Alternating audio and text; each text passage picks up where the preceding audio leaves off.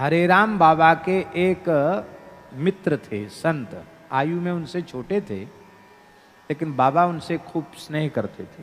हरे राम बाबा बहुत अच्छे संत थे, हरे राम बाबा, जिनकी ये पुस्तक है करुण पुकार, भगवत प्राप्त संत थे। तो उनके प्रेमी मित्र संत थे और विरक्त संत थे, अच्छे संत थे, ऐसा नहीं, पर एक दोष उनमें आ गया। दोष ये आ गया कि वे कुछ स्त्रियों के चक्कर में फंस गए, और स्त्रियों का चक्कर तो ऐसा होता ही है। संत मलुकदास जी महाराज ने अपनी साखी में कहा है, नारी घोटी अमल की, अमली सब संसार, को एक साधु ऐसा ना मिला जो संग उतरा हो पार। इनका कुसंग करके भव सागर से पार उतर गए, हमको ऐसा कोई फकीर नहीं मिला, ऐसा कोई साधु नहीं मिला। स्त्रियों की निंदा नहीं है, पर स्त्री मात्र साधक को यदि भगवान की प्राप्ति करनी है तो पुरुष मात्र के आकर्षण से अपने को बचाना होगा। पुरुष मात्र साधक को यदि भगवान की ओर बढ़ना है तो स्त्री मात्र के आकर्षण से अपने को बचाना पड़ेगा। यदि ऐसी सावधानी वह नहीं रखेगा, चाहे स्त्री हो पुरुष हो, और भगवान की ओर बढ़ नहीं सकता है। विरक्त साधु के लिए परधन और परस्त्री को विष से भी भयंकर विष मानकर उसका त्याग करना पड़ेगा, और गृहस्थ व्यक्ति को परधन और परस्त्री का विष के समान त्याग करना पड़ेगा। ये काम कर ले गृहस्थ विरक्त, और वो काम बन जाएगा। चाहे जिस जाति में पैदा हुआ वो काम बन जाएगा। राम राम करो, काम बनेगा। आज ही तो स्वामी जी बोल रहे थे सुबेरे प्रार्थना में, बिगड़ी जन्म अनेक की अब ही सुधरे आज, होए राम को नाम जपू तुलसी तजी कु समाज। आज स्वामी जी बोल रहे थे सुबेरे सत्संग में, कुसमाज को त्याग करके।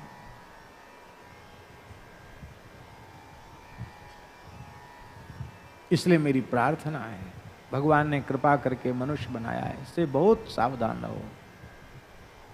ये भगवान की भक्ति जो है ना, ये केवल प्रदर्शन की वस्तु नहीं है। ऐसे बनो कि इसी ठाकुर जी को बढ़ पाओ, ईमानदारी से ऐसे बनो, नहीं तो ये सब नाटक बन करके रह जाएगा, कुछ हाथ नहीं लगेगा। तो वो थोड़े से मार्ग से गड़बड़ाए तो बाबा ने उनको सावधान किया, लेकिन दोष तो दोष होता है, पर वो अपने आपको बचा नहीं पाए।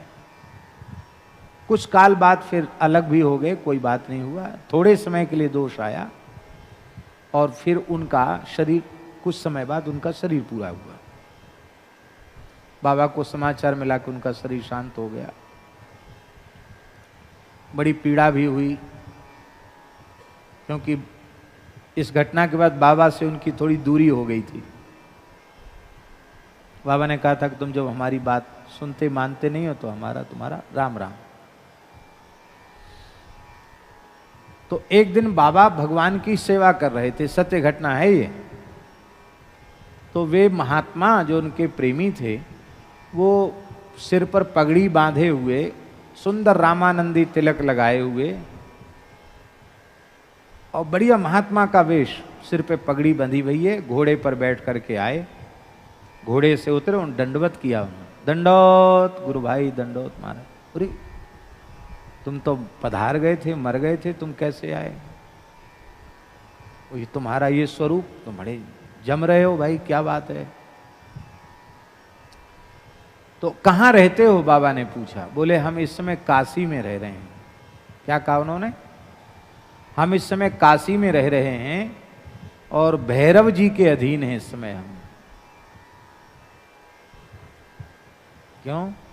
तो उन संत ने कहा, महाराज जी सच्ची घटना है, उन संत ने कहा कि यद्यपि हमें घोर नरक जाना चाहिए था, लेकिन मस्तक पर तिलक, गले में तुलसी और झूठा सच्चा कैसे भी मानस जी का पाठ करते थे, राम राम लेते थे, इसलिए हम नरक तो नहीं गए, लेकिन मरने के बाद हमको फिर दंड भोग के लिए उनके पास भेज दिया गया।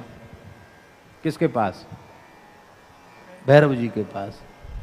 तो बोले बाबा ने पूछा कि भैरव जी के यहाँ दंड, अरे बोले यम यातना से सैकड़ों भयंकर, सैकड़ों गुनी अधिक यातना है यमराज काल भैरव जी के यहाँ, भैरव जी के यहाँ भैरव यातना यम यातना से भी भयंकर है।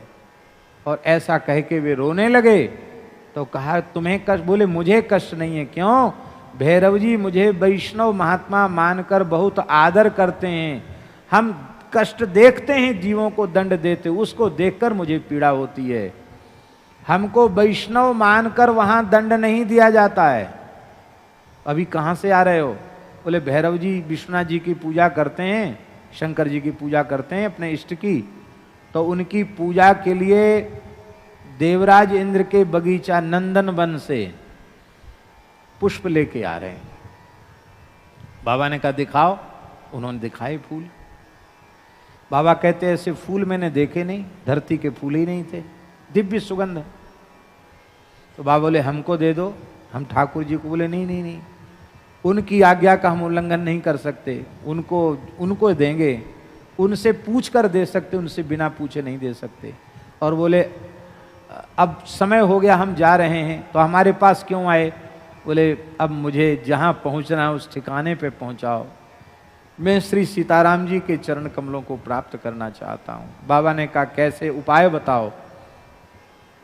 बोले काशी में 1 वर्ष तक वैष्णव ब्राह्मण 1 वर्ष तक प्रत्येक एकादशी का व्रत करें, मेरे निमित्त कीर्तन करें और द्वादशी को उनका पारायण कराया जाए। इस तरह से 1 वर्ष का अनुष्ठान हो मेरे लिए, और फिर 1 वर्ष के बाद एकादशी का विधिवत उद्यापन हो और उसका पुण्य मुझे अर्पित किया जाए, तो मैं भैरव यातना से मुक्त होकर नित्य साकेत प्राप्त कर लूंगा। बाबा बोले हम तो फक्कड़ हैं, पैसा छूते नहीं, पैसा रखते नहीं। बोले आप चाह लोगे तो सब व्यवस्था जुट जाएगी, आप हमारा उद्धार करो।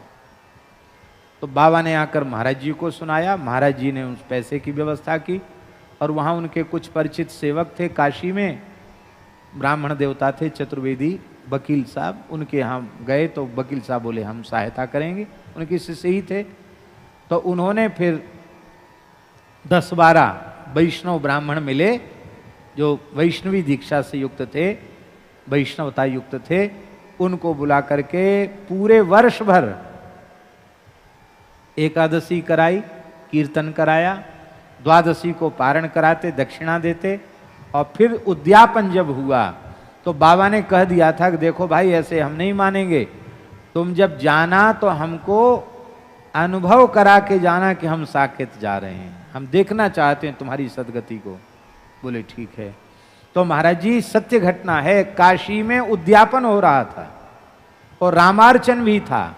बोले उनके निमित्त रामार्चन, उद्यापन हुआ, रामार्चन हुआ, और जैसे ही ठाकुर जी की पुष्पांजलि हुई, चरणामृत प्रसाद दिया गया कि बाबा की वाणी से हमने सुना। बाबा कहते मैंने आंखों से देखा हमारे वो प्रेमी संत शरीर पर दिव्य पीतांबर सुशोभित हो रहा है, 12 तिलक हरी हरी और सुगंधित पुष्पों की माला से वे अलंकृत हो गए, पुष्पों से सजा हुआ पुष्पक विमान है, उसमें वो आए सामने इस रूप में, दंडवत किया और बोले कि अब हम श्री सीताराम जी के चरणों में जा रहे हैं। बाबा कहते मैंने अपनी आंखों से उनको विमान में बैठकर भगवत धाम जाते हुए देखा। तो बाबा कहते थे बच्चा जीते जी समझ में भले ही ना आवे, मरने के बाद भी समझ में आएगा कि तिलक लगाने की महिमा क्या है, तुलसी बांधने की महिमा क्या है। ये है। बोलो भक्तवत्सल भगवान की जय।